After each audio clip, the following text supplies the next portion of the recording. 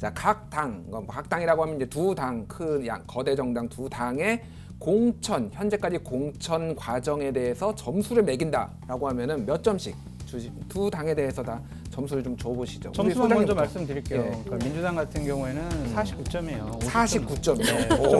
왜 49점이죠? 50점 못 넘어요. 그러니까 그렇군요. 긍정적이지 않다는 예, 거고 예. 미래통합당 같은 경우에는 꽈락입니다. 30점 아래입니다. 아, 과락이요? 네. 어, 좀 그렇게 평가해요. 그렇군요. 우리 일단 뭐 이유는 잠깐 뒤에 들어보고 우리 변호사님 어떻게 네, 보세요? 저랑은 조금 다른데 저는 이제 미래통합당 같은 경우에는 80점 정도 주고 싶고요. 예. 예. 민주당 같은 경우에 70점. 70점. 하겠습니다. 예. 네. 제가 학생이라면은 네. 김지혜 변호사님 밑에서 배우고 싶은데 일단 점수 후하게 주는 분들 좋아합니다. 너무 짜게 주신 거 아닌가요? 일단 소장님, 왜 민주당은 49점이고 통합당은 30점입니까? 민주당 같은 경우는 분열 없이 무난하게 공천을 하고 있어요. 근데 하지만 과연 지금 민주당 공천이 잘 되고 있냐? 그런 것에 대한 확신은 주지 못하고 있습니다. 두 가지 문제인데요. 예. 하나는 청와대 인사가 너무 많이 들어오는 것이 아니냐. 예. 이 당이 친문 인사들로 장악되는 것이 아니냐. 그런 의구심을 받을 수가 있고요. 예. 또 하나는 인재 영입 부분입니다. 예. 눈에 확 들어오는 분들이 없어요. 한 과연- 20호까지 했는데 1호부터 20호까지. 특별히 기억나는 분 계세요? 원종건 씨 기억. 저도 그것만 기억나요. 그렇군요. 그러니까 예. 정말 이 대한민국과 국회를 발전시킬 수 있는 정말 좋은 인재를 집권 여당에서 영입을 했느냐? 자신할 수 없습니다. 그래서 저는 그 두 가지 이유 때문에 50점 밑으로 줬고요. 예. 그 통합당. 미래통합당 같은 예. 경우엔 지금 앞으로 분란이 너무나 많이 예견돼요. 음. 지금까지 보면은요, 저는 제일 중요한 게 당협위원장 컷오프를 너무 많이 했어요. 컷오프가 너무 과하다. 네, 지난 1년 6개월 동안 예를 들면 지역에서 관리했던 사람들을 경선 기회도 주지 않고 잘라버렸어요. 근데 그분들이 대부분 젊은 분들이거든요. 그분들은 황교안 대표가 더우나 추우나 야 광화문에서 장애 집회하자 그러면은 당원들 모시고 일주일에 한 번씩 나와서 장애 집회하던 사람들이에요. 당에 충성을 다했던 사람들인데. 그렇죠. 근데 예. 그런 사람들을 경선 기회 없이 컷오프한다? 아까 김용우 위원장 그랬죠. 정치 신인이 그 문턱을 넘지 못하도록 하지 않겠다라고 했는데 지금 컷오프한 사람들은 대부분 다 그런 정치 신인들이에요. 중진들도 있지 않습니까? 이를테면 윤상현 의원 뭐 이런 분들도 지금 있잖아요. 그분들은 이제 다른 의미가 있죠. 친박에 아주 중심적인 역할을 했던 분이니까. 예. 근데 지금 대부분은 그런 정치 신인들이 컷오프 당해서 그분이 되게 문제다라는 생각이 들고 또 하나는 전략 공천이 너무나 많아요. 전략 단수 공천이. 예. 그럼 어떤 문제가 생기냐면요. 지역에서 상당히 오랫동안 활동했던 사람들이 무소속 출마할 수 있어요. 그렇군요. 아이 몰라, 열받아. 나 그냥 정치 안 해. 이제 나 그냥 마지막으로 한번 출마할 거야. 이런 생각할 수 있거든요. 그럼 분열이 돼요. 예. 그러면 여당은 한 명, 야당은 두세 명 그러면은 당연히 선거 이길 수가 없죠. 그렇군요. 저는 그런 선거 후유증이 나타날 수가 있고 또 하나 마지막으로는 김용호 퀴즈가 너무 이번에 많이 들어오고 있어요. 김영호 퀴즈. 그렇습니다. 오. 저희들은 공정하고 정말 깨끗한 공천을 할 줄 알았는데 예. 결국 김용호도 자기 사람 챙기는구나. 몇몇 사람들을 지금 그렇게 박아놓고 있는데 이제 이번 주 안으로 대구, 경북, 부산, 경남 공천할 거 아닙니까? 예, 예. 컷오프 많이 해요. 거기에 과연 누구를 채울 것이냐 그걸 주목해 봐야 되는데 자칫 잘못하면 큰 파장이 일어날 것 같습니다. 그렇군요. 알겠습니다. 어떻게 보세요, 그거에 대해서? 총선 승리 법칙이 있습니다. 예. 제1의 법칙이 뭐냐면요. 물갈이 많이 한 쪽이 이긴다. 아, 그런가요? 컷오프 많이 해가지고 현역 많이 날린 정당이 항상 이겼어요. 그렇기 때문에 이번에도 그런 전례를 보면은 미래통합당이 좀 더 유리한 고지를 선점하고 있지 않느냐 그런 예. 생각이 드는데 문제는 그거예요. 누구를 채울 것이냐. 비우는 것은 쉬워요. 예. 근데 하지만 누구를 채울 것이냐. 누가 봐도 아 그래 저 사람은 될만해. 그게 아니라 당신 사람 챙긴 거 아니야? 이런 의심을 받기 시작하면 지금까지 공천의 정당성은 다 사라지게 되고 공천 분란만 남게 됩니다.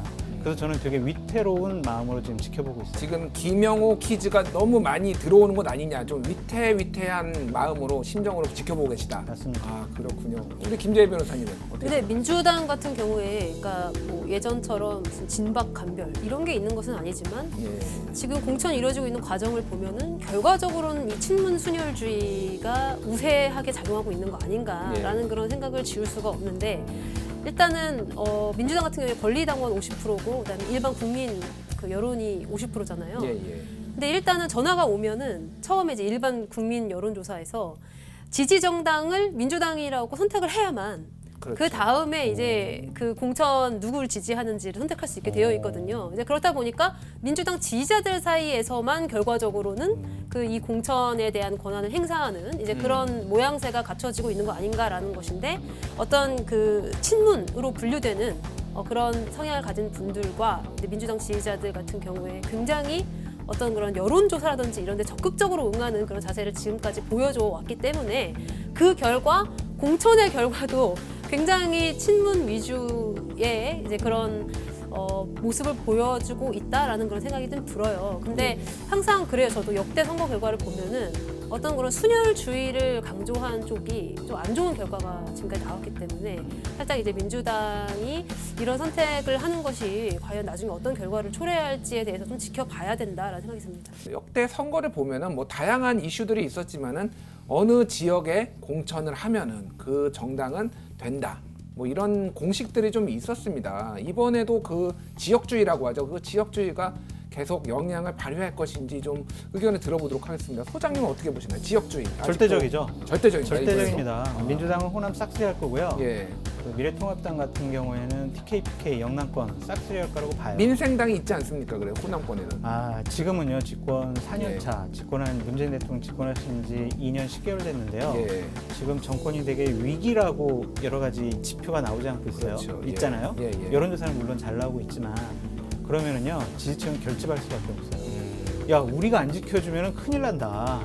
일당 뺏긴다. 우리 예. 다수당 대된다고 해서 각 지역의 정치적인 기반이 되는 지역에서는요 몰표가 나올 가능성이 있습니다.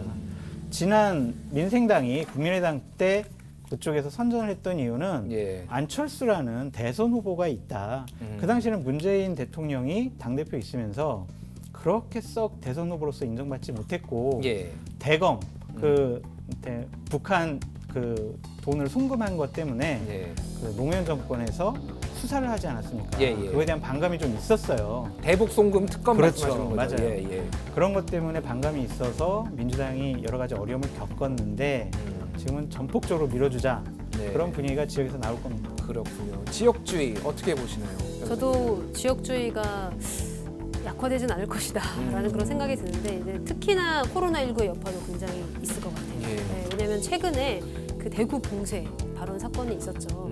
이제 그게 물론 실수였다고는 하지만 이제 상당히 많은 좀 지역주의를 자극했을 가능성이 매우 높고요.